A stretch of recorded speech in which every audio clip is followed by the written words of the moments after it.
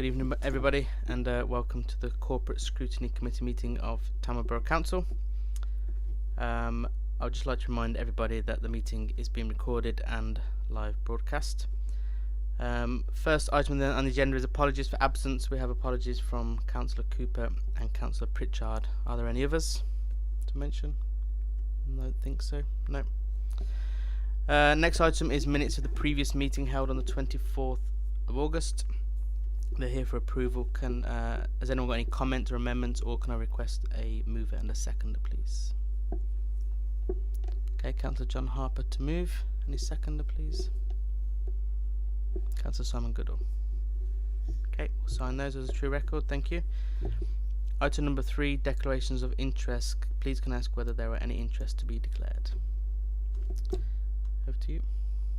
Thanks, Chair. It won't make any difference to the conversation, but just for transparency, I'd like to make everyone aware that I was portfolio holder for Environment and Culture when the discussion started on the memorial area, which is one of the items later on the agenda. Won't make any difference to the discussion because I wasn't involved in any sort of decisions or anything, but okay, just for transparency.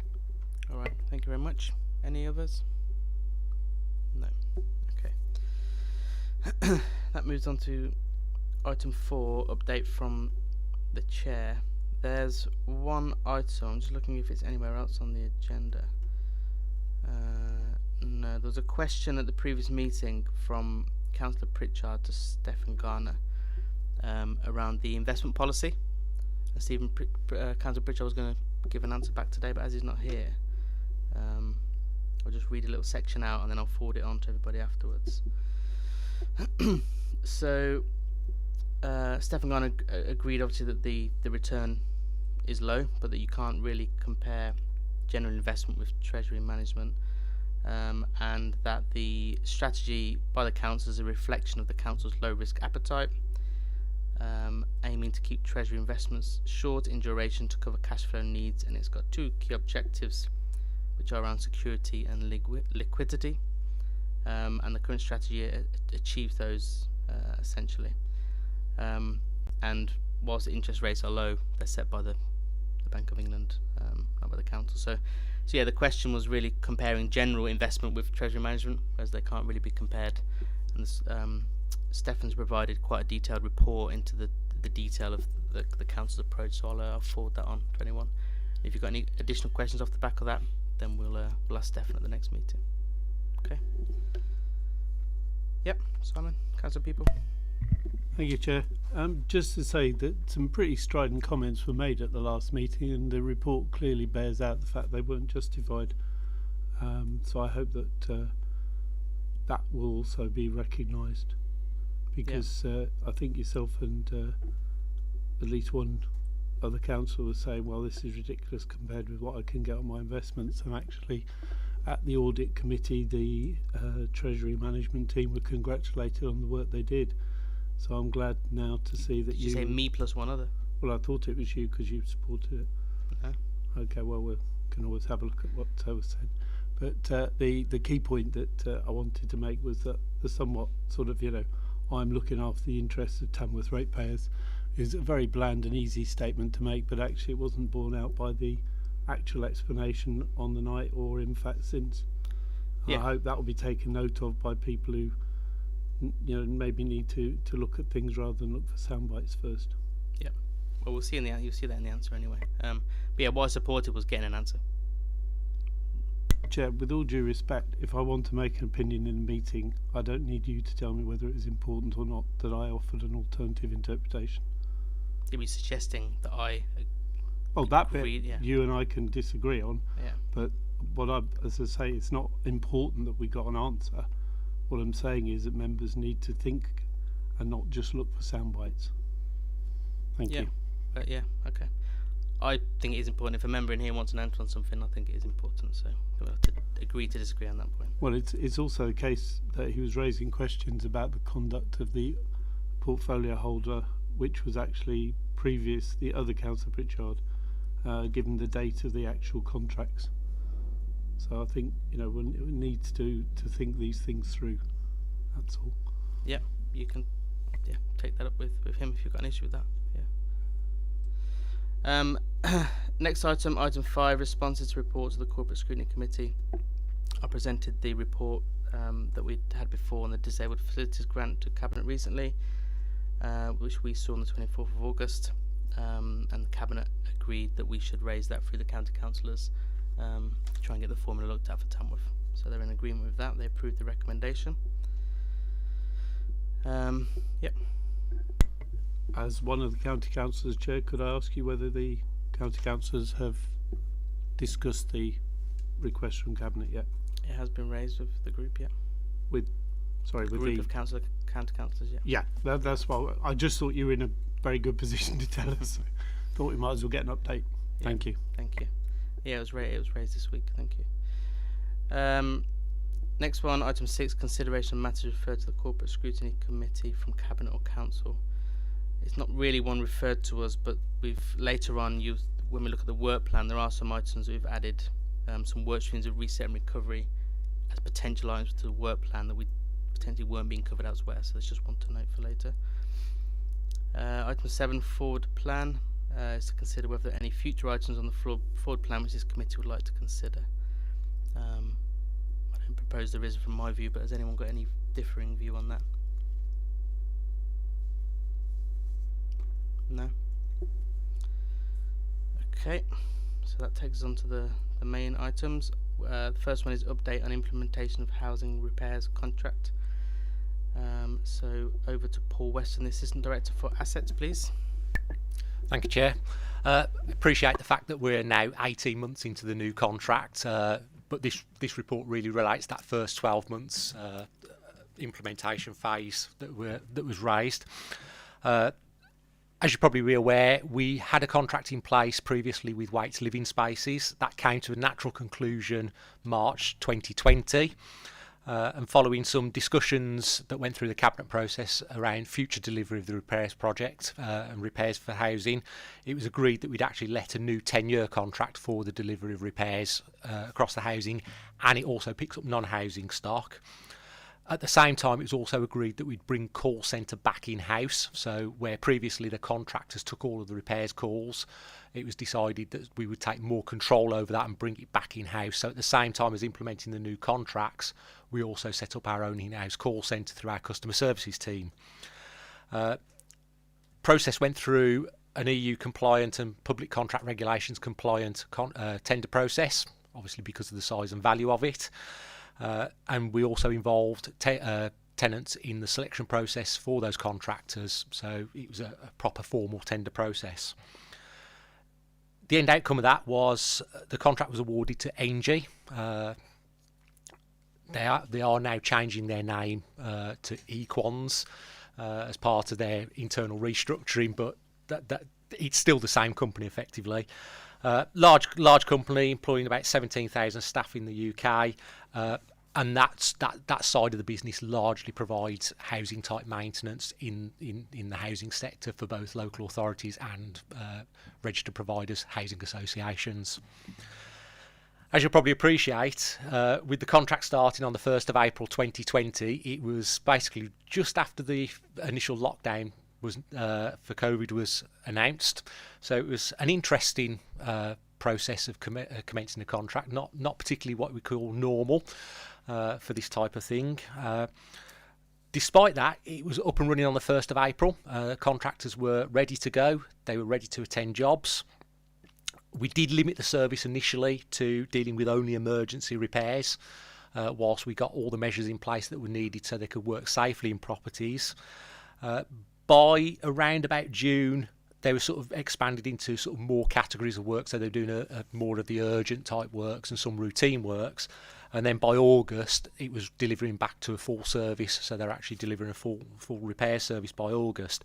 So they did really well to actually get all of those procedures in place to be able to deliver that safely. And I think across the industry, there was a lot of work done to get some standard operating practices put in place to allow this type of work to go ahead.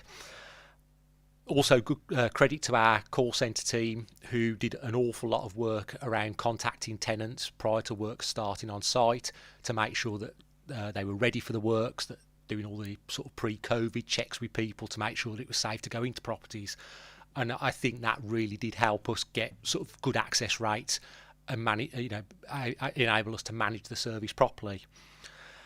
So during that first 12-month period, ENGIE attended to sort of just under 14,000 repairs calls and 323 void properties, which is about normal for an average year, to be honest with you. So despite everything, the repairs levels were broadly on par with sort of what we've seen in previous years.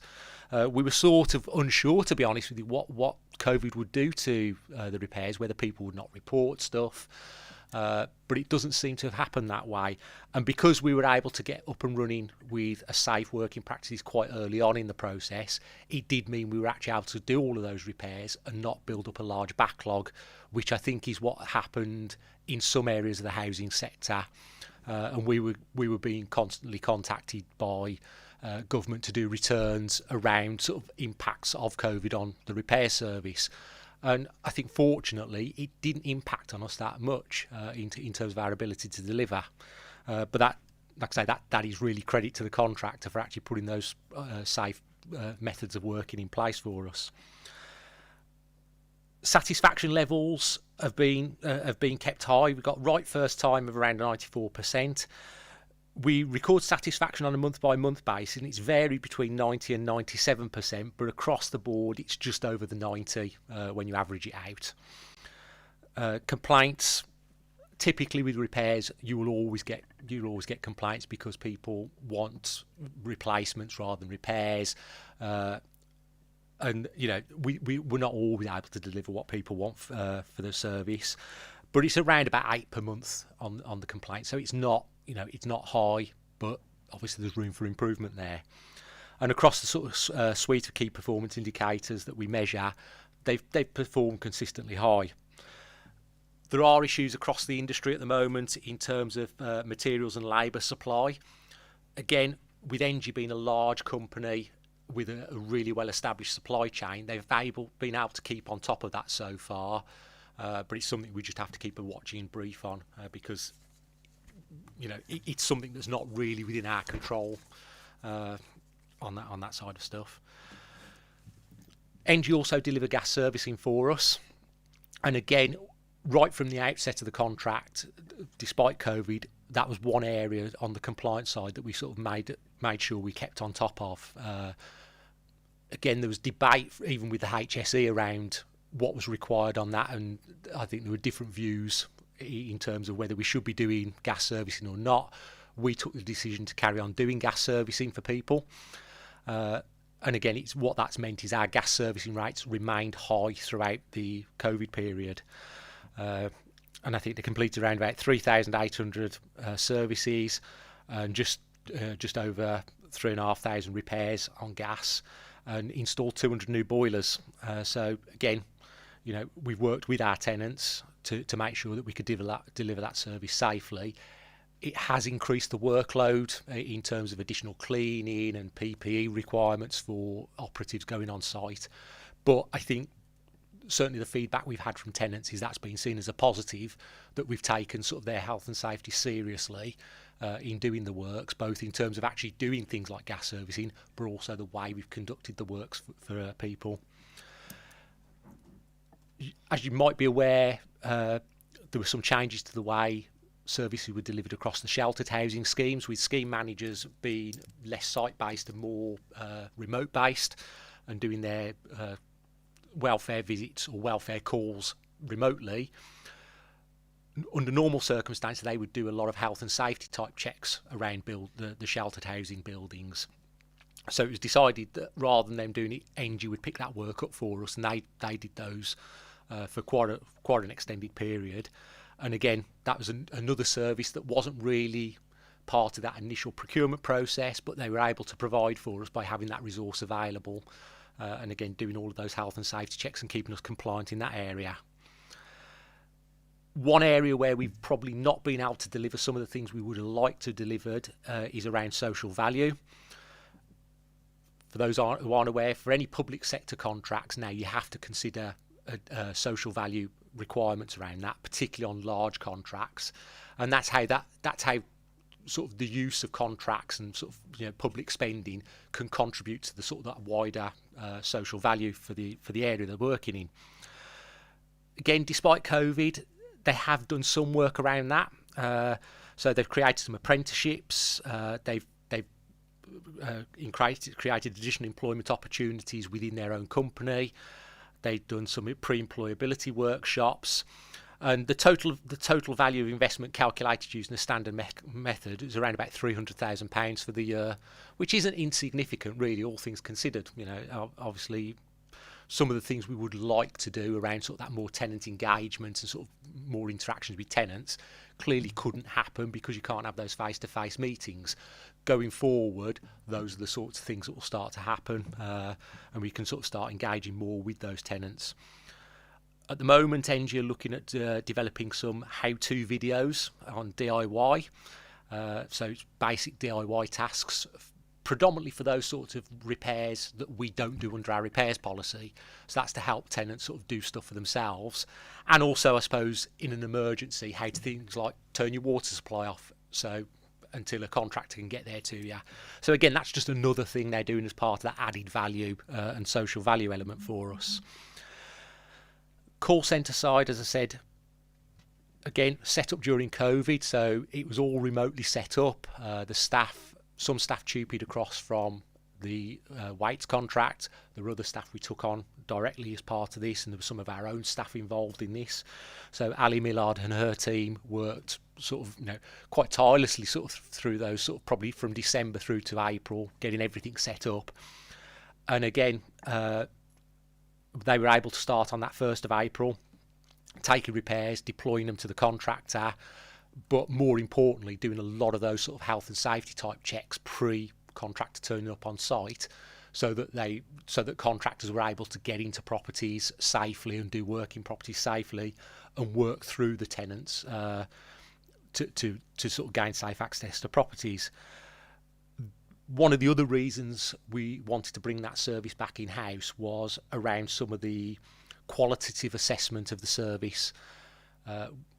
Obviously, the quantitative KPIs, key performance indicators, are easy to do. It's all statistics based. You can pull a report off the computer and it'll tell you all of the statistics. What the call centre do is they actually do follow-up calls to tenants and obtain qualitative information. So they will phone a tenant up after a repair's been done and find out how that repair went for that tenant, and capture that feedback, and that then gets used to feed back to the contractors around their general performance and perceptions. Because I think there's that difference between what statistics will tell you and what perceptions will be sometimes.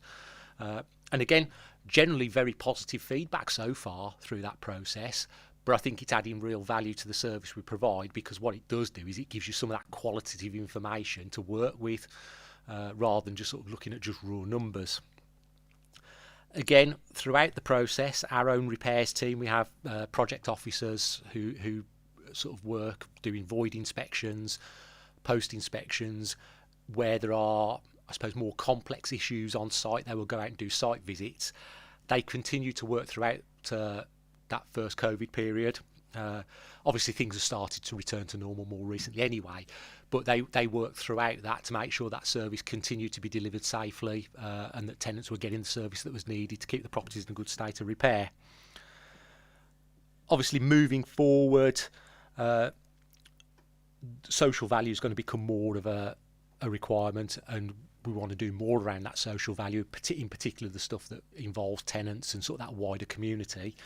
I think it's important to recognise where we do social value work, it has to have some direct benefit to our tenants or the housing revenue account property portfolio, because that's just the way the social value side of things works. We do foresee that there will be some continued pressures on supply of materials and labour going forward. That seems to be, a topic at the moment. And I suppose other things to consider going forward are things around zero carbon and how we address energy efficiency in properties. But those are sort of looking forward. So I suppose really it's, on the whole, all things considered, that sort of first 12 months of implementation seems to have been successful. We're not seeing any major concerns or issues in there with the tenants' feedback or with the contractors. And it's really, I suppose, it's just making sure we develop over the next coming years, sort of develop that relationship and make sure we continue to deliver and try and sort of deliver better value for the service we're providing. So that was it really, sort of in summary. Thank you very much. I think it was a really clear update. Thank you. I think some of it you're doing yourself a bit of a disservice in there because the figures are really strong considering the year that we're looking back to last year, but the year that we had. The processes seem robust. The client, well, I say client, the resident satisfaction seems high, and the fact that's been followed up is really good. That could have been something that fell to the wayside when you focus on other areas. Social value bit, I spent about 4 years doing pro bono social value measurement consultancy, and I'm fairly certain in the middle of there some of the things you're already doing you could put in as social value if you put the right angle on them already. One question I had was the type of complaints.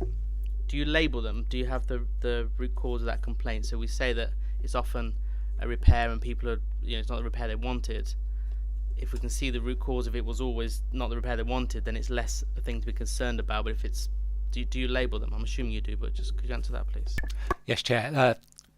As part of that qualitative process, they actually ask quite specific questions and sort of delve into what those issues were. Clearly, where it's a formal complaint, that comes in through the sort of the tell us process, and that's dealt with through the tell us process.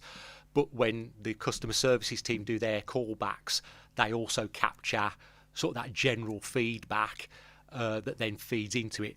Communication is always a big problem, and I think that's consistent, and it is something that we have been working on with the contractors to develop and make sure that people are aware of it. I think one of the big problems we will always have is tenants for the most part are happy if they know what's going on and they're told what's going on. Where it fails and where tenants have become dissatisfied with the service is when they're just not being told what's happening and when things are happening. So that's a big one. And I think that's probably one of the big areas that we get, but we do get that feedback, and it can then be used to develop the service. And Ali and her team meet regularly with the contractors to do that two-way feedback as well. Okay, thank you. And then one other question off the back of that, you mentioned when the call centre agents call the tenants and they speak on the phone. If they express that they're unhappy in there, does that get classed as a complaint as well? As far as I'm aware, those aren't formally logged as a complaint through the tell us process. They're actually dealt with as through that logging process. But in the MI, the stats, does it show? Not on the KPI stuff at that point. The complaints that we've listed there are through the tell us process, as opposed to the stuff that's coming through from the call centre. So where we've sort of said about the number of complaints around about 8 a month, that's through the tell us process rather than sort of general feedbacks type stuff. Okay, that's probably one to look at some point. I have a lot of clients on complaint stuff, and one thing we do is look at, we call them EODs, expressions of dissatisfaction, so things that aren't a formal complaint, but they've come in and you can use that feedback to better the service. So you don't class them as formal complaints, but they certainly help. Thank you very much. Anyone got any questions or comments? Councillor Goodall. Thanks, Chair. You've sort of nicked my question a little bit, but I'm gonna continue anyway. I just wanted to explore a little bit more how the unsatisfactory sort of customers, how do you engage with them? Do they get a form or anything after each repair, or is it just a telephone call, or how? If you can explain that system, please, Paul. Yeah, I mean, essentially, as it stands at the moment, what happens is the contractor on site will do their own little tick box type exercise. The calls from our call centre, they just do some random calls out to tenants to capture that satisfaction. We don't have a standard mail out once the job's been finished that just sends a catch-all to every single tenant. In all honesty, I've had a system like that before where I've worked, and very few respond. It tends to only be those who have a complaint, and they will usually complain anyway. And it's quite a costly exercise to actually send them out and then have someone collate them when they come in. We do have obviously a robust complaints process anyway, with various mechanisms to come into that process through the tell us side of things. So that's there anyway, and most people who've got a more serious or concern or complaint will go through the tell us process. But that callback, I suppose, really captures some of that stuff where it's perhaps people weren't either willing or able to make a complaint, or didn't feel it was perhaps necessary to make a formal complaint, but because someone's phoned them up and asked them the question, they're willing to share that and sort of say, oh, actually, this is what I found, or this was the problem I had. And that really, it's useful to capture that. And like I say, Ali and her team will go back and sort of talk that through with the contractor and the contracts manager to try and sort of close that feedback loop down. Clearly, you're not going to address every issue, because some are just not things you can address. But where there's sort of consistent themes around things like communication, that does seem to have improved on the back of capturing that information and feeding it back through the contractor. And of course, for the contractor's point of view, the better the communication, the more likely they are to get into a property, which is less likely to have an aborted call, which actually costs them money. So it's in their interest as well to get that sort of feedback and access. Yeah, thanks, Chair. If I can just make another comment, and thanks, Paul, for that answer. That's really good. I think a real positive is these DIY videos. I think that's something that's perhaps we should have been picked up a long time ago. I think it's a real positive, and I guess we just need to be. They need to be controlled enough that we don't have residents deciding they want to rewire the house. Thank you. Yeah, no, totally agree on that.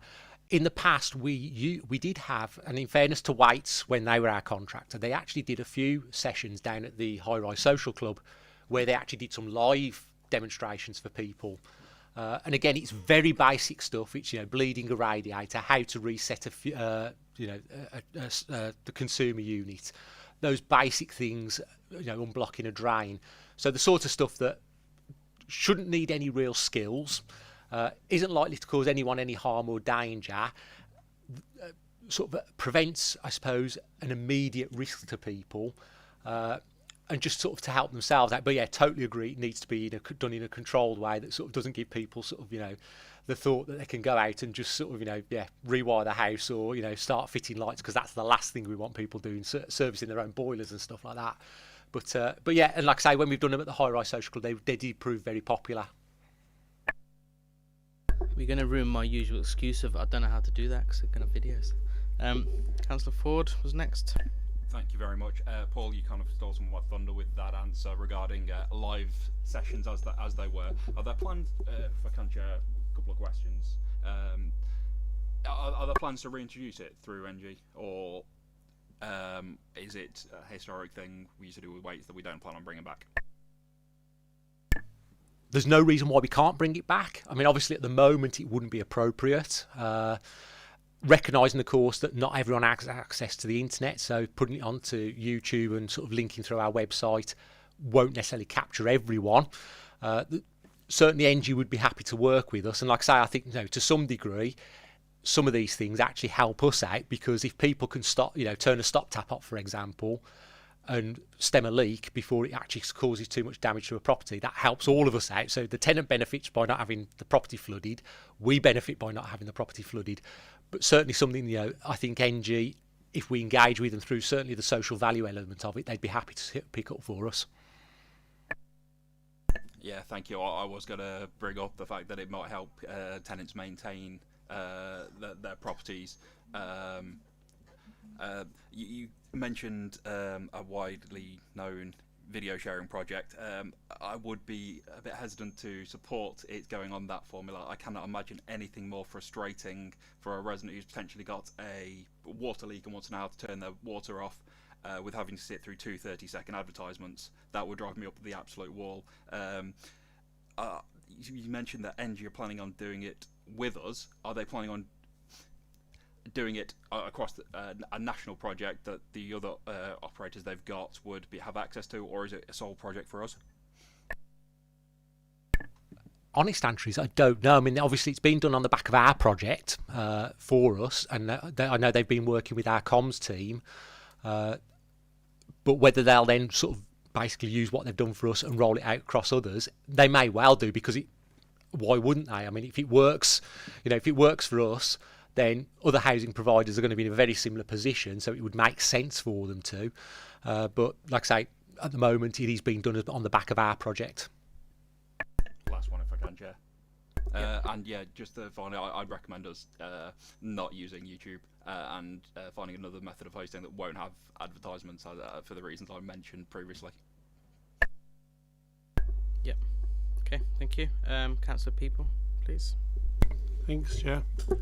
With regard to the report, thanks, Paul. There's a lot of good news, obviously, in there. You did mention voids, and when Waits were the contractors, there was some considerable sort of questioning over how effective they were on voids. Has the service on voids improved? Is that an area that is still proving difficult? What would you say about our situation on voids at the moment? I think it's probably fair to say it started off poorly, and it has been improving sort of over the last probably 6 to 9 months. Turnaround times with the contractor aren't particularly high. There were some issues at the start of the contract in terms of getting into properties and the way we were able to work in properties, particularly around sort of the number of people you could have in a void at any one time, and that did extend, unfortunately, the amount of time on site. But we are sort of where we need to be on the voids now in terms of turnaround time, and I think the average with the contractor was around about 8 days, so not particularly long. But like I say, definitely room for improvement on that section, but it has improved since the start of the contract. I think once we get back to a position where some of those sort of safe systems of work can be dropped around COVID-specific safe systems of work, I think that'll see a marked improvement as well, when you can actually sort of flood a property with labour and get sort of multiple trades on site at a given time. Where you're limited to sort of 2 people in a property at a time, it can restrict the amount of work you can sort of get done in a day, simply because you can't have people working here, there and everywhere in the property, so it's not ideal. But all things considered, it's not been too bad. As you'd indicated, Chair, I thought I was okay to follow. Thank you for that, Paul. Obviously, that's good news that it's improved, because I know it was always a bone of contention, so it's good to know there's progress on that area. With regard to social value, I appreciate what you said about further involvement with the tenants and so on, and your report on forthcoming legislation to the Housing Committee sort of explains why that's important. But I'm particularly pleased to know that the apprenticeships were created, because at the moment it's desperately difficult for young people to get into the labour market and get the experience. So I would hope, I know that your definition was that it benefits the residents or the HRA account, but I think the social value of bringing local people into employment is none too small. So I'm really pleased on that, and I'd urge you to continue to make sure they deliver on their promises on that, because it is so vital to the future. And the current skills shortage post-Brexit has only emphasised why it would be so much better if more people locally could do the skill jobs. So I'm really pleased that you've kept them on to that and that it's going forward. Thank you. Okay, thank you very much. Councillor Harper. Hello everyone, thank you, Chair. Paul, that was a smashing report, very, very well presented, and very, very useful to know.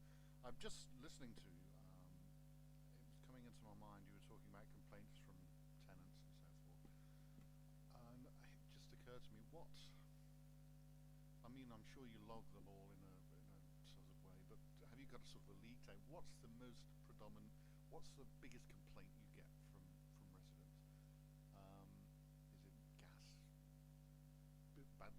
What's the one that you could really think, we need to look at that one? In all honesty, I would say that the complaints that come through have been largely around communication, and the way we communicate with tenants around actually completing a repair rather than the repair itself. The repair side of things, clearly, yes, we capture all of that information captured on the computer around the type of repairs that come through. Don't have any statistics on that in front of me, but I can certainly sort of find out what those sort of top reported repairs are. But I'd imagine a big one that we sort of still get a lot of is around damp and condensation and mould growth, and that's consistently been a high turnover issue, I'm afraid. And there's various reasons for that. We've got a lot of older properties, poorly insulated, but we've also got a lot of people living in fuel poverty where heating a property is difficult for them. And I think one of the things we do know is that heating and ventilation is important when it comes to damp and condensation. We do have leaflets and pamphlets that we put out for people because that's always been there, and we have fitted a number of sort of ventilation systems in property to try and resolve some of those issues. But if I had to put one right at the top of the real sort of big concerns as opposed to just general maintenance, that would probably be the one. Thank you, Paul. Just a second, you mentioned mould and damp and so forth. Obviously, it's heating. People can't afford to heat themselves. What do we do if that's a situation where the contractors go in, they see this problem, presumably they report it back, and is there any follow-up to that? I mean, they can presumably repair whatever damage is done, but what do we do to prevent it from happening again in the future?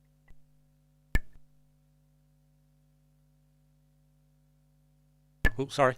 Yeah, a large part of it's education, so it's actually sort of educating people on what the causes are, and that will depend on what the causes are. Some people, if they're saying drying the clothes in the house, well, clearly that's putting a lot of moisture in the air, and that can cause problems. Yes, we tell people about the heating and ventilation to try and encourage that.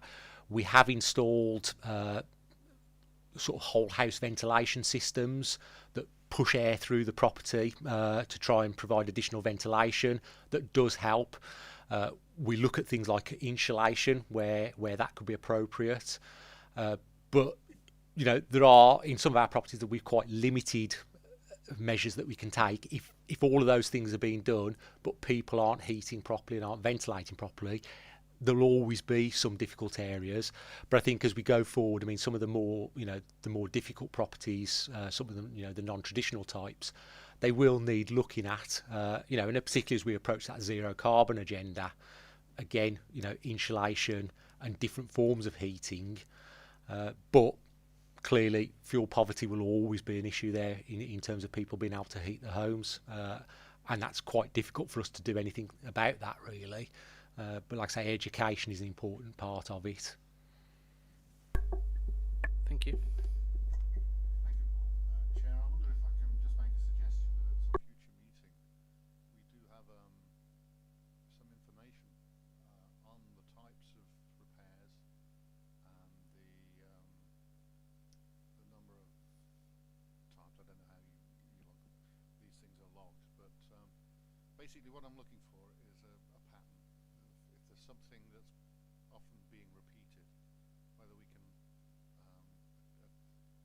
attempt to clear that up, and the figures may show that. But I wonder if we could do that at some meeting. Is there an MI pack or something you could distribute, something like that, and then we look at that and go from there? It's something we've been talking to our contractor about anyway. Sort of basically, I think we were talking about sort of our top 10 repairs, so we can pull that through our housing repair system. Again, part of that was looking at sort of whether or not some of those could be moved into sort of planned programs, and how we might sort of move them from being a responsive repair to planned. So it is something we've been talking to the contractor about anyway. So it should be possible to run a report that sort of says, look, these are our top 10, either by quantity or by value in terms of repairs. Okay, thank you. Yeah, I think that would be a good first step if we can get that circulated at some point, and then we review it ourselves and go from there. Yeah. Councillor Ford. Thank you very much, Chair. On Councillor Harper's point regarding fuel poverty, a couple of years ago I did take a recommendation to the Cabinet at Tamworth Borough Council regarding the Western Power Distribution, our district network operators, priority service register, which do offer residents across their operating area some help if they are in fuel poverty. So it might be worthwhile the Borough Council actually acting on that recommendation I took, which was approved, and giving some further information to our tenants regarding the priority service register could go some way to help them. Would we be able to get a response? My other question was completely different. Would we be able to get a response to that one first, Chair? Yeah, is that one for now, or is that to send in after? I don't know if you can have the answer now. I'd have to check that one out as to what that actually entails and who would be eligible for it. I don't know who's involved in that service now. I know that there is the heat scheme at Staffordshire level, which does provide some support, and I think people who are struggling get pushed through that process, but I don't know what else happens on it, so I'll have to check that one out. Just the priority service register available for all residents who fit the criteria, and that necessarily isn't just fuel poverty, it's a load of other criteria if you're potentially vulnerable if losing electricity, but for the purpose of discussion tonight it was relating to the fuel poverty comment. A second question is, in my day-to-day life I've been hearing horror stories from some councils in the home counties, I'm not going to name councils by names, who have thousands of repairs behind schedule, so it's very glad and very pleasing to read the report that we haven't. Can you give some assurances to the committee that some kind of triage system is in place, that when our contractors can't potentially meet the target or fit a gas service or repair in, which should be, in my opinion, one of the highest priorities, that our contractors and our staff will step in to help meet the workload? I mean, I suppose a couple of points on that then. In terms of backlog of repairs, we don't have a known backlog of repairs. With the number of jobs turned around, it would seem around about the normal rate. What we don't know, of course, is if people haven't reported stuff, and there was always a risk in there that people don't report things because they didn't want you out. We've worked on the basis of, given the total number of repairs done last year is very broadly similar to what have been done in previous years, that there isn't an unreported backlog. What we don't have, which some authorities did and which some housing providers did, is backlogged repairs that were being reported. So I think it's just being clear around that one. In terms of gas servicing, we have a very robust process around gas servicing in terms of the way we actually do our access arrangements. And any property that hasn't had a service is because we haven't been allowed access, and we have a process in line with our tenancy sustainment teams around notice of seeking possession, court orders and all that sort of stuff to try and force an access for that process. So that's quite robust and always has been. So that side isn't really of a concern to us. Gas repairs, again, haven't been an issue. The resource is there to do it. We don't have any in-house staff who can do that sort of work. We don't have our own direct labour organisation or any direct labour who can do it. Worst case, if ENGIE couldn't, they would be able to call on providers from other contracts. So there's always that flow of resource because they're a big outfit and they've got large contracts. But it hasn't been an issue for us so far. We do have other things in place around sort of being able to do emergency turn off, so if there's a gas leak we can turn it off to make safe, and then have things like temporary heaters that it can provide to tenants. Not ideal because obviously you're providing electric heaters, but it gets people through a cold night if they need it. So there are those measures in place already for that. But like I say, the gas servicing side, I think it's important that that we've kept on top of, and we need to keep on top of that one. Thank you very much, Paul. I'm pretty sure now. Thank you. Thank you very much. Councillor Chesworth. Thanks, Chair. Thanks for the report, Paul. It's really good. You might have answered this elsewhere, and if you have, apologies, I missed it. Right first time rates recorded at 94% satisfaction between 90 and 97%. How does that measure against targets? Targets are 90 at the moment. What we did when we implemented the contracts, we have they'll gradually increase the targets over time, because you always anticipate that when you start a new contract, there's teething issues and that you've got to bed into it. And like I say, over time we'd expect to see an increase in performance with the contract. In all honesty, I expected to see the performance levels lower than that in that first year, simply because new contracts starting up, not exactly normal times through that start up. So I think they've actually performed well, all things considered. But like I say, I'd expect to see that getting to that 95% mark across the board. Gas servicing, I think, is about the only one where we sort of say it should be 100%, because we have a statutory obligation on gas servicing. All the others, you've got to be realistic about it. There's no point saying 100% satisfaction, because it's unlikely you'll ever achieve 100% for a variety of reasons. Thanks, Paul. My only comment would be that I think Councillor Jay was right. We need to record the expressions of dissatisfaction as well as official formal complaints, because while 90% satisfaction sounds good, that means that there's 10% who are neutral and ambivalent or negative. So I think we probably should record the EODs, because I think that will give us a truer picture. I think a lot of people they'll express a view on a repair without actually raising a formal complaint. So I just think that would be interesting. But I mean, they're good figures for the first year of a contract, as you say. So yeah, good stuff. Thanks. Thank you. Council people? Thank you, Chair. I think it's very interesting what's come out of Paul's answer to Councillor Harper about the damp being up the top, because earlier on Paul was saying about the problems of communication, and certainly in the cases that I've been asked to look at as a councillor, and I know other councillors who have, damp's one of those areas where if the window has broken or the toilet is leaking, you can go to someone and point to it and say that's it, and you can kind of agree on the spot that this is the problem and it needs this rectification. The problems often seem to happen with this communication with damp, where tenants will say, well, they told me it was my fault, or they told me they're not doing anything, and actually that's not the words that were used any more than, I'm sure sometimes contractors can be a bit blunt. Everybody can have a day when there's more terse and less explaining. But there's more room for debate about these areas like damp.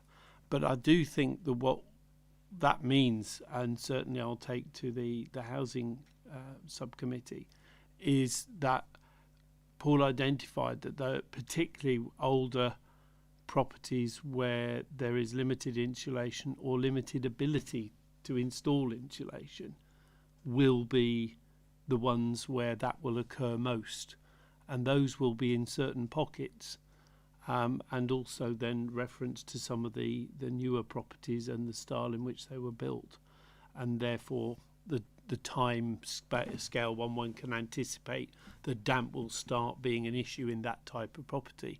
So it should allow us, and I was pleased to hear Paul's comment that they're discussing how far that can become programmable rather than simply reactive, because clearly with damp, the more damage that's been done before one gets to address it, the harder it is.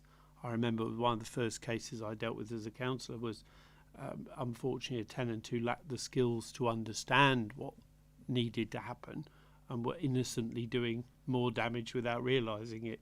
So that was then addressed, and it did improve the situation. But it is very, very difficult and hard to do. Perhaps I should mention that if there's a concern about fuel poverty, then you could all write to your local MP and ask him not to end the £20 uplift on universal credit. Seems to be a good week for you to mention the problem of poverty and so on. So I'll leave that thought with you. Thank you. Thank you. So if there are no other comments, the report does include a recommendation for the committee to note the report, which seems controversial to me, so can we get a move and a seconder for that, please? Chair, could I propose an additional recommendation to Of course. congratulate the staff on the success turn of your the mic on. implementation? I have. Sorry. No, I just think that we get these reports to note, and sometimes they're reports which explain problems, and we need to add a recommendation. But I think the whole tenor of this report is that, despite the circumstances, the first year's gone well, and I think that, you know, to pass on our positive feelings to the staff involved would be a good thing. If no one else is unhappy with that, I appreciate Yeah, it. I think we've got some nodding heads. So that would be in addition to noting it, that we would ask the relevant officers to let staff know, because the people in the call centre and also the people in the contractors, it's good for them to hear that, isn't it? Yep, and all our comments have, you know, been complimentary of the report as well. Did you have a comment, Simon, before we, or was it to move or second? Thanks, Chair. Yeah, it was just to if Simon had moved. I'm not sure if he. I did. Yeah. Let's agree we did. And are you agreeing to second? Happy to second. Brilliant. There, With the additional recommendation, thank you. there we go. I'll go with the original as well. It's not too controversial, is it? So we've got a move and a seconder. All those in favour? Everybody? Yeah. Thank you very much. Thank you, Paul. That moves us on to item 9, which is the members' proposals to consider memorial. Thanks, Paul. Memorial or reflection area within the borough. So we'll all know this came from the couple of meetings we had in January this year. So I'd like to hand over to Sarah and Mark to deliver this one, please. Thank you, Chair. Good evening, everybody. Yes, as you will be aware, we were asked to go away and look at some sites in Tamworth for possible reflection areas. We've identified 4 sites in the borough that we think are suitable for such a, 3 sites in the borough and a 4th option. Option 1 would be in the castle grounds near to where the Queen's Jubilee Garden is, which is probably one of the quietest parts that there is in the castle grounds. However, although it be central and it's easily accessible, you've got a lovely view of the river and the castle. It is heavily visited, and that brings with it additional problems. I mean, even today I noticed on Facebook there was some pictures of some young people who've ripped up even more of the trees that we've recently planted in the castle grounds. It is unfortunately very high level of vandalism in the castle grounds that we seem to get. So yes, it is a site that we've put forward, but we do have to remember that the potential for vandalism and damage and antisocial behaviour is high in the castle grounds. And the main focus of the castle grounds is around family activities and recreation rather than reflection. The second option area that we identified was in just off Corporation Street in the town centre, within the area to the side of the library. That has already got, I know it says in the beginning of the report that there isn't any other reflection areas in Tamworth, but there is still a sign by the Carnegie Centre that says Garden of Remembrance, and this once was a Garden of Remembrance here. So we could do some further work on that site there. Again, good central location, easily accessible. We own the site, and it is at the main entrances to the town. There is very high footfall there. We may have to do some exhumations there as well, because we do have bodies already buried in the churchyard there. So in order to facilitate this, there may have to be some exhumations. And with the future town centre development, obviously this might not be, or it may be, an opportunity to do this work at the moment, but it may interfere with those works going forward. It's not that peaceful a location, and again there is a high risk of vandalism in the town centre. The third option would be within Wiggington Cemetery, where there is a piece of land as you first come through on the left hand side, if you come through from the allotment end, where we've already got one of our granite memorial benches there, and we felt that we could do some further work on creating a memorial or garden area, reflection area, whatever we decide to call this, in that area there. It is peaceful, it is tranquil, it is on consecrated ground, it is within the cemetery, therefore it's covered by the regulations and the legislation that pertains to cemeteries, and the area has room for expansion and development. There's easy access and there is some limited parking. However, on the negative side of it, it's not a central location, it's away from other cemeteries. If you wish to do something that, you know, it is very much Wiggington Cemetery, it's not any of the others, and there may not be uptake from families to remember a loved one away from where their loved one is buried. And an option 4 is to direct people to the National Memorial Arboretum. An alternative solution could be to send relatives over there. The Arboretum offers many types of reflection area, and they're currently launching a woodland to coincide with the 20th anniversary of the Centre of Remembrance.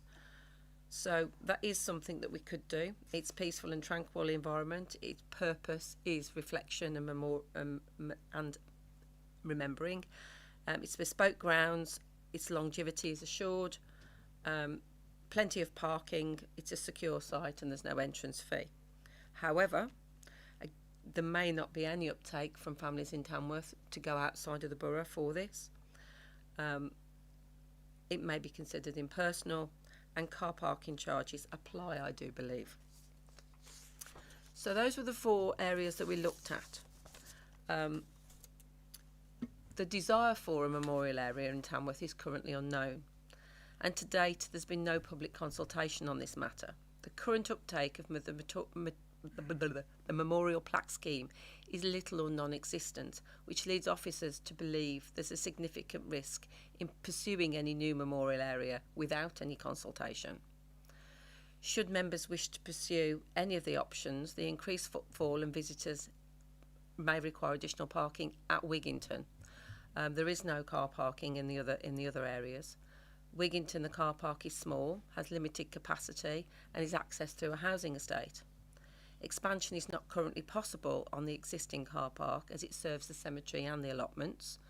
The car park is already subject to excessive daily use in term time from parents collecting their children from school, resulting on many occasions regular parking within the cemetery. For options 1 and 2, the council's car parking facilities would need to be used.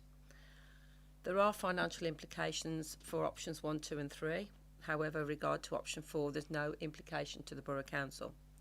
The delivery of the memorial reflection area of options 1, 2 or 3 in the Borough would require capital investment, and this would have to be identified prior to commencement of any project, as currently there's no revenue funding within the service area to deliver this. And we've put some indicative costs here, and this doesn't include any expansion to Wiggington Road Cemetery car park, which, if it was to be undertaken, would require the loss of existing cemetery land, which is extremely limited in Tamworth. I mean, Glascott Cemetery is near to closure, and we will in future years be relying on Wiggington Cemetery to deliver our cemetery provision. So design, estimated cost £2,500, construction in the region of £4,000, landscaping and materials just shy of £20,000, project management for this, £5,500, and ongoing maintenance on an annual basis of around £2,500. Also, I've put some figures in there for the provision of CCTV. None of our cemeteries are covered by CCTV at the moment.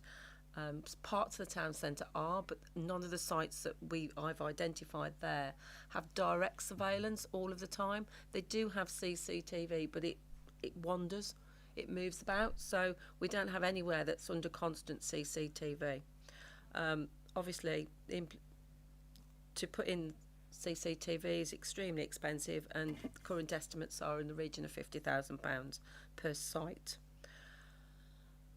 which again would require further capital investment and discussions with the combined authority from a monitoring point of view as well. So I'm just going to ask Mark to just give you a flavour of inquiries that we've had since we last met. So I think we put forward to you last time that we have very little we don't have a lot of people asking for memorials. And so I'm just going to ask Mark, since we last met, to give you an update on the numbers and the types of inquiries that we have had. Thank you. Okay, so as a bit of information with regards to requests from the general public, I've actually personally spoken to 2 people requesting commemorative bench with a plaque. Both of the families that I spoke to were very specific about the location that they wanted the particular bench to go, because it was linked into the loved one that they'd lost and the location that they like to walk and the area that they like to be in. So it's very personalised to particular individuals. So following the conversations I had with both of them, they kind of one of them was a request for the castle grounds, and one was a request for a bench within a cemetery. Obviously, as we ascertained when we discussed last time, that the cemeteries are, apart from, well, even Wigginton, the space is very limited for installing benches. The family that requested the bench in the castle grounds, following the conversation they'd had with me, agreed that, you know, unless they could have it in the particular location next to the river, that they wouldn't. I actually asked them the direct question, if there were any other locations around the borough that were available for benches to be located with the plaque, would you be interested? And they were adamant that no, it needed to be specific to where their loved one liked to be and liked to visit. With regards to plaques, we've had no requests for any plaques to be located on any of the sites that we currently have.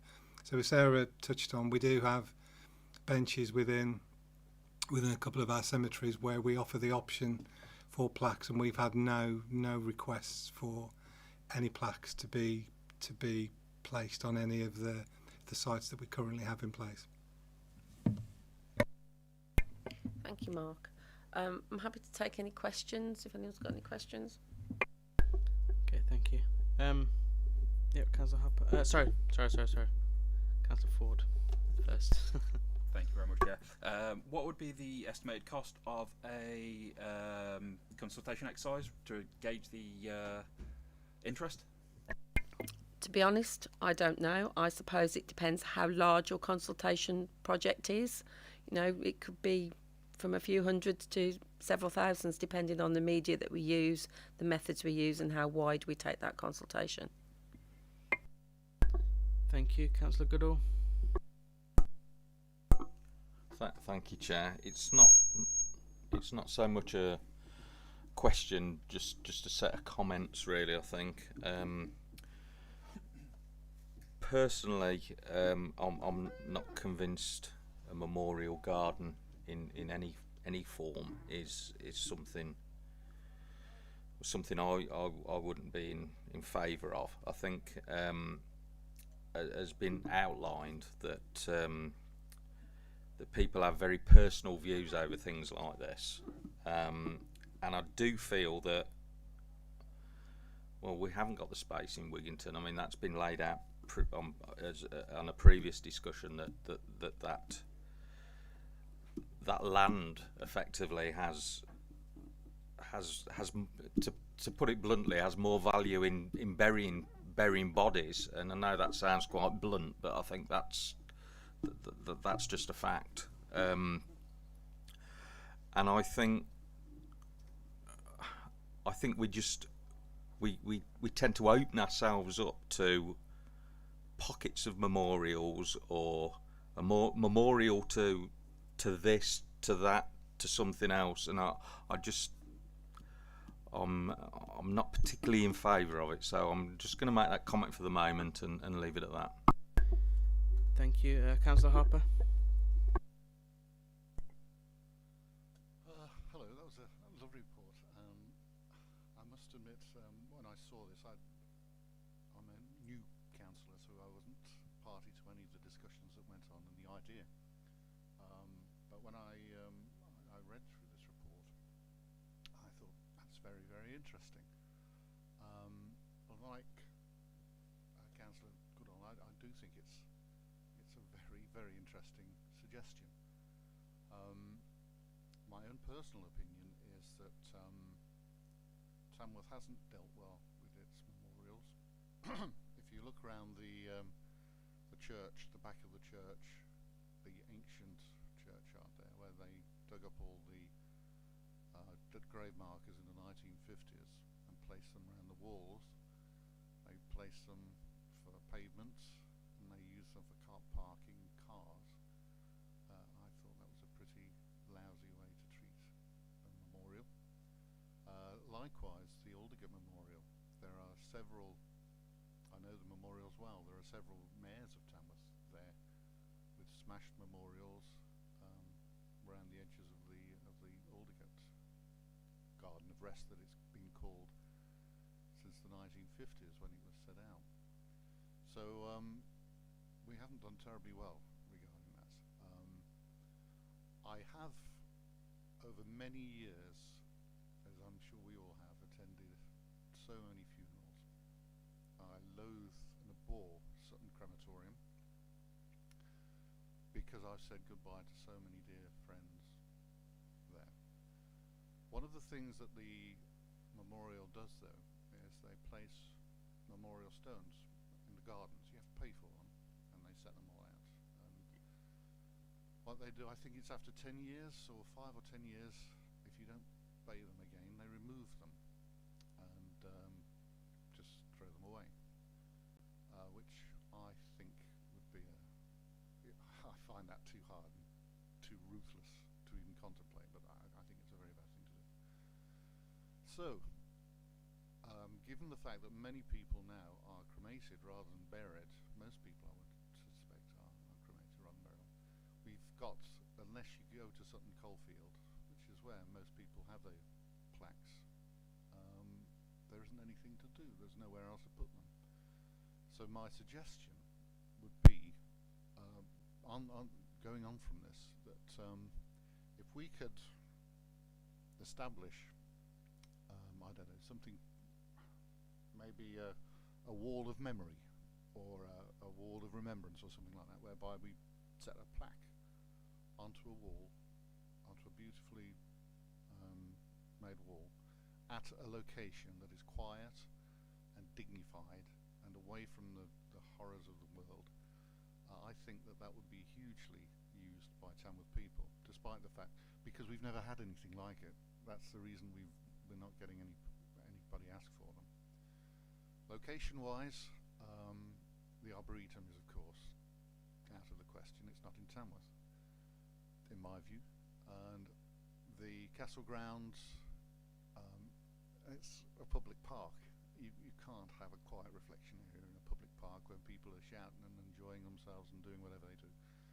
And likewise with the Aldgate Garden of Rest site, that's just a main thoroughfare through the town. It's not an area for reflection, I don't think.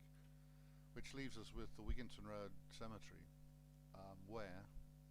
which I am very, very familiar with, being that so many of my relatives are planted there, and I know it to be a very quiet and well kept and dignified place, and I would suggest that if we are going to do something like that, the Wiggington Road Cemetery would be the desired location.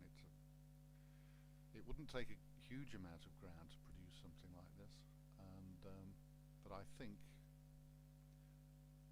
knowing what I do from my own personal experience, that it would be used and could become quite a valuable asset for the town, and for particularly the bereaved.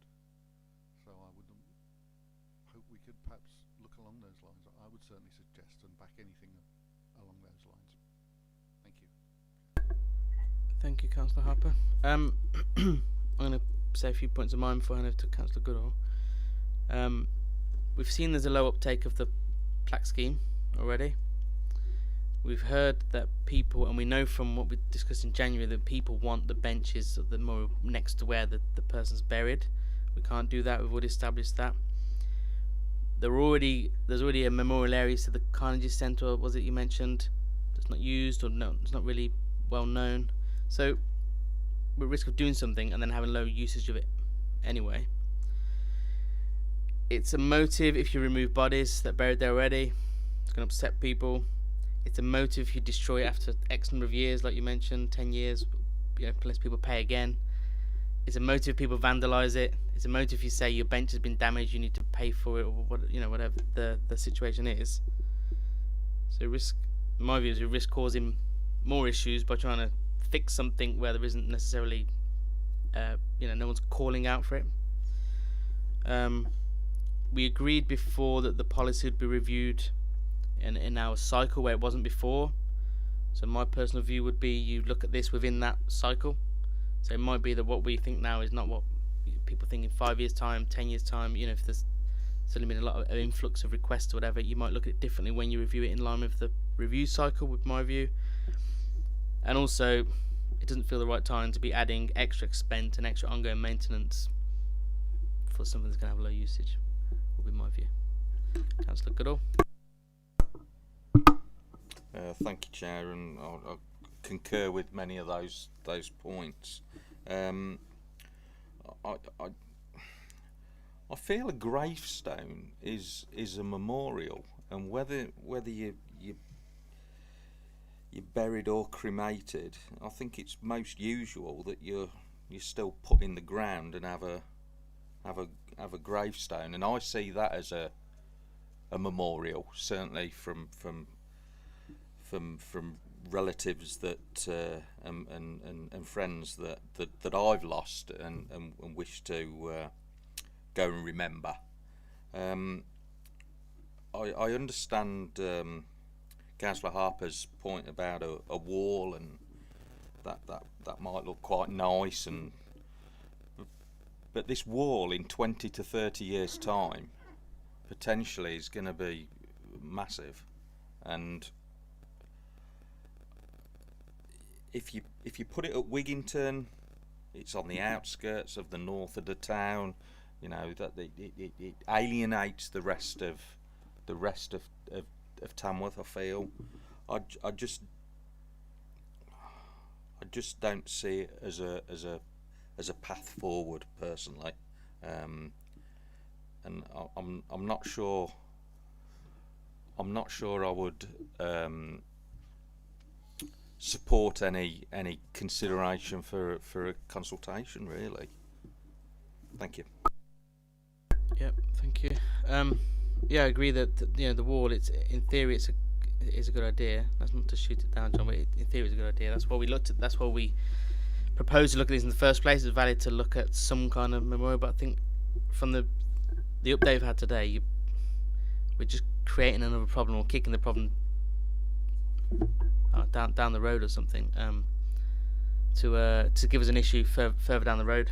Like Simon said, in 20 years or something, or 10 years, or whenever that wall's full, and you have to start taking people off or whatever, you're just causing another problem when there's no sort of need for it. Councillor Chesworth, if you want to come in. Yeah, thanks, Chair. Thanks both for bringing this tonight. It is a really, really difficult subject. I know from previous experiences. I share sentiments with Councillors Goodall and Jay, really, that I'm not convinced this is the greatest idea. I also think it's trying to solve a problem that perhaps doesn't exist at the moment. A lot's been said about the sites already. Arboretum's too far away. Wigginton Road isn't central. It won't appease people who use Wiggington Cemetery, for example. The Castle Grounds has got its problems with being a public park, and the Aldergate site, for me, is in the wrong place. It's next to the bus stops. There's people walking through from nights out, etc., and doing other things in there. I'm not sure any of the sites are particularly great. I think we've got the wall is a nice idea, but will it be used? How will it be maintained? How do we manage that going forwards? I just think we're trying to solve a problem that isn't really there. And funnily enough, I talked about this topic at home with my wife, and for personal reasons really, And she said exactly what Councillor Goodall said, which is, if you bury someone, you have a gravestone, which is a memorial. If you go to the crematorium, although it's not a nice place, I find it impersonal. But if you go to the crematorium, you've got the option of a memorial stone, and that's your memorial. Death and burial and cremation is a very personal thing, and different people react to it in different ways and want different things as an outcome. And I'm not sure trying to create something, a sort of one size fits all solution is the right thing. I think we should leave people to make their own personal choices according to personal circumstances. It's a very difficult situation, but I don't think us creating something is going to solve anyone's personal feelings or problems. So I can't really support creating a memorial garden, if I'm honest. Thank you, Chair. Yep, agree. Thank you very much. So, yeah, do you want to come in there? Can I just add that we may have given the impression that we only bury bodies in the cemeteries, but we bury an awful lot of ashes. And the last 18 months, most people have chosen to be cremated rather than be buried. But we have we've got an awful lot of burials that are of cremated remains. And I would also say, alluding to what Councillor Goodall and Councillor Chesworth has said, that a good 90%, I would say, of our burial plots do have a memorial, a headstone, a vase, a tablet, something on there from the family. And, by the fact that we do have headstones, tablets, vases and different types of memorials, it shows that, it is very emotive and it is a personal choice as to how the family choose to remember their loved one. Yeah, thank you very much. So the report includes, did you want to come in there, Simon? No? Oh, sorry, I thought you were indicating. Should put these on, be able to see it. The report includes recommendations that Scrutiny members consider the options as detailed within the report and give consideration to a formal consultation process. My view would be that we change those recommendations just to be that we note the report and propose no further action at this stage. I don't know what anyone thinks about that. Councillor Chesworth? If you're moving that, Chair, I'll second it. But if you want me to move it, I'll move it. I'm happy to move it. Second. Anyone feel anything strongly different to that we should discuss before we go to a vote?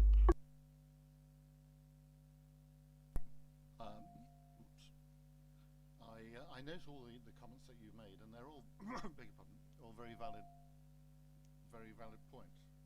I'm getting a bit of feedback here. It is a very personal thing, and it's something that people do in their own hearts. They just sometimes need a location to get away from the woes of the world. I can appreciate your views. Currently, people visit the Sutton Coldfield crematorium site, and they want to remember someone who was cremated there. I would have liked to have seen something in their hometown that would have been a permanent reminder of their lives in the town that they lived and died. But I can appreciate other people's points of view, and I may not agree, but I will bow to your will if that's what you think. Thank you. Thank you. I mean, we can vote on both if you want. It's up to you. I'm happy either way. We can vote on, and we can vote on the two options if you prefer. John, it's up to you. Yeah. Okay, Councillor Ford, do you want to come in? Thank you, Chair. I wasn't on the Corporate Scrutiny Committee last year, and I can't imagine how those of you were if we've had to do this 3 times. It's an incredibly emotive subject. You mentioned, this is a question to you if I can, Chair. You mentioned that it's on the committee work plan to be reviewed. It's not. It was recommended in the January meeting that the the council or the cabinet or whoever, I can't remember who we referred to, that on a cycle, 5 years, 10 years, whatever they decide, it gets reviewed. Yes, in that case, that's cleared that up for me then. Could I add a third recommendation to the ones you've done then, that we don't discount any future consideration for the memorial, a memorial site or something, but when further information comes, more requests come in, so essentially this committee would seek to get people back in a year, 18 months, to see how many requests have been put in for it, rather than just saying we're never going to do it. Yeah, so it's kind of bringing forward. So I said put it in line with the cycle, which is I think it's 5 years. I think was agreed.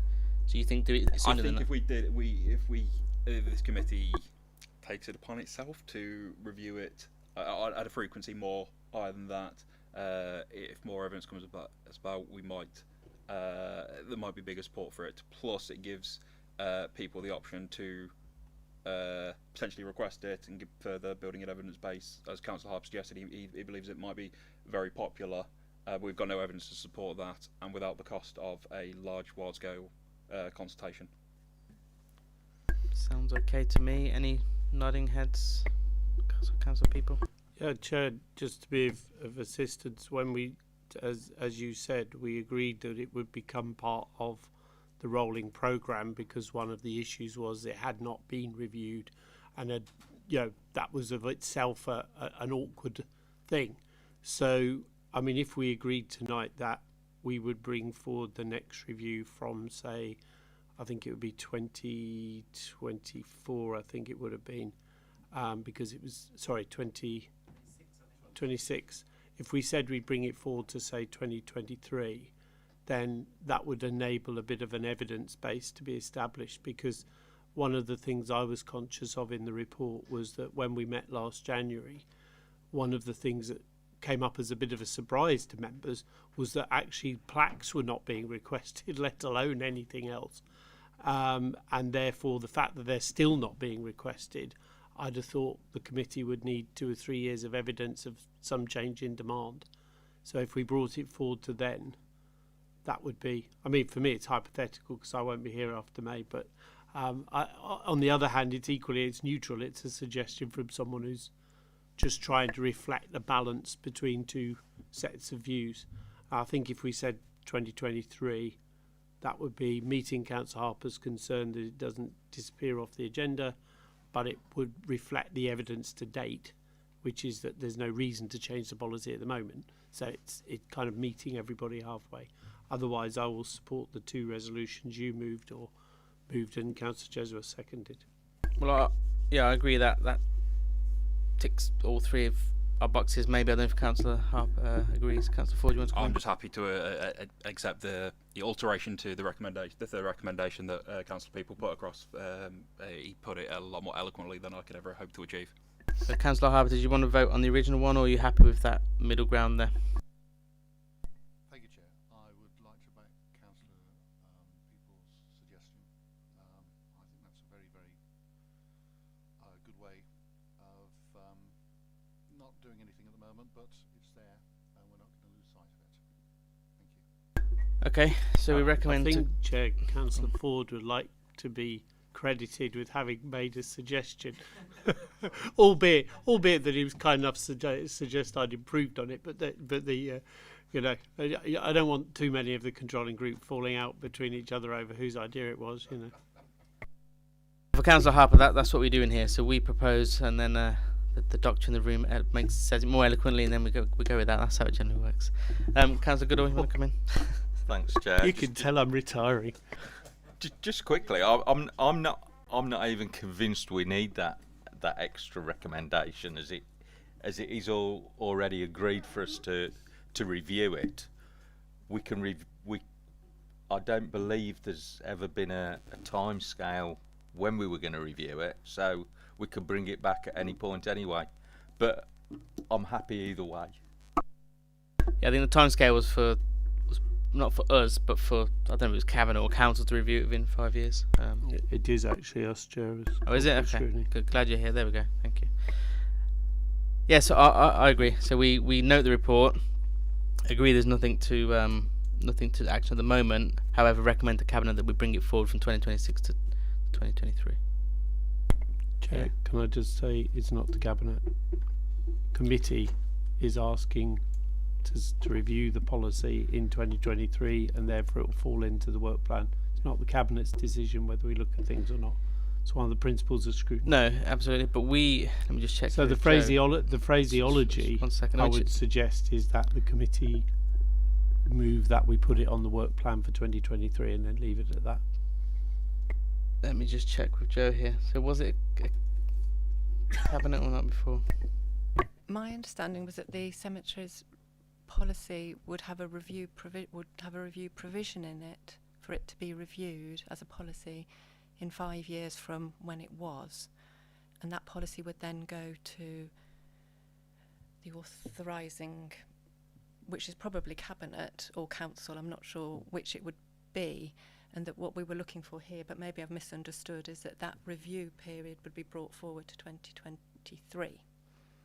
If it's adding it to the work plan, I think you're quite right, councillor people. We can alternatively do that if that's what is wanted. I was suggesting that as the practical point, Chair, that if any policy can be reviewed at any point in the cycle, and if we agree now to put it on the 2023 work plan, those of you that are still on the council then can decide whether to go ahead with it or delay it or whatever, but it means it's on the work plan to be looked at. But I mean, I quite understand if you've got now the Goodall wing challenging the Harper wing challenging the chair, having we thought got a consensus, it appears to be fractioning again. So I'm quite happy. I'm quite happy that we move to the vote, and I move that we take the 3 recommendations separately. So if there's dissent on 3, then it can be manifested. Yeah, I just think. Chairs, I've moved that the vote be taken. I think it actually has to be taken.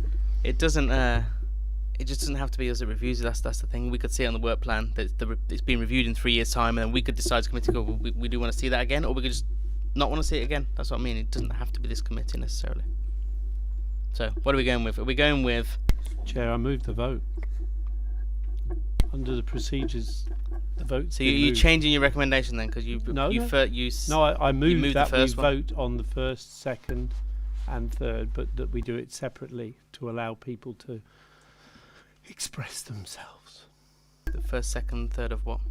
Recommendations. In other words, we take them in individually rather than en bloc. The first one was the consultation. Are you clear on that, Joe? What the 3 are?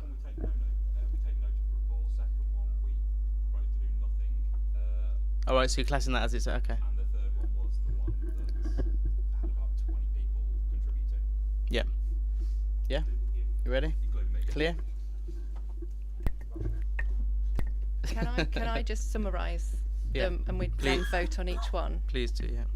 So the first motion is to note the report, and it was moved, I believe, by Councillor Jay and seconded by Councillor Chesworth. And all those in favour? All those against? You're against noting the report? You're against noting it? The first recommendation? Chair, you don't have to coach the witness. So move them in individually. He's voted against, that's it. It's not an issue. Please forgive. That was just on noting the report. Yeah. In favour, yeah, okay, thank you. Next one. And the second motion was to propose no further action at this time, moved by Councillor Jay and seconded by Councillor Chesworth. Okay, all those in favour? All those against? So that's what I thought we were going. Okay, yep. Thank you, and the last one? And the third motion is to bring this back onto the committee's work plan in 2023, moved by Councillor Ford and seconded by Councillor People. All those in favour? Yep, unanimous. Thank you. There we go. Well done, guys. We got there. And thank you, Joe. Yeah, Councillor Chesworth said he had to shoot off at 7:30. So, last item is the corporate scrutiny work plan. We've currently got one on there at the moment, which is the QPR report in November. The other items for December and February were based on when they're likely to be ready. I'd propose that we keep the agenda as it is, and if Joe and I meet again afterwards and see if something can be brought sooner, that we then just bring it sooner. We've already got it in the work plan. We already agreed we want to look at it, right?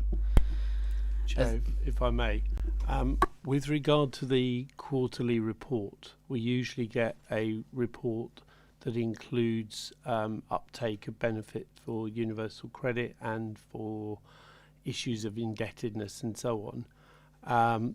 Could I ask that that report includes the introduction of the Household Support Fund, which is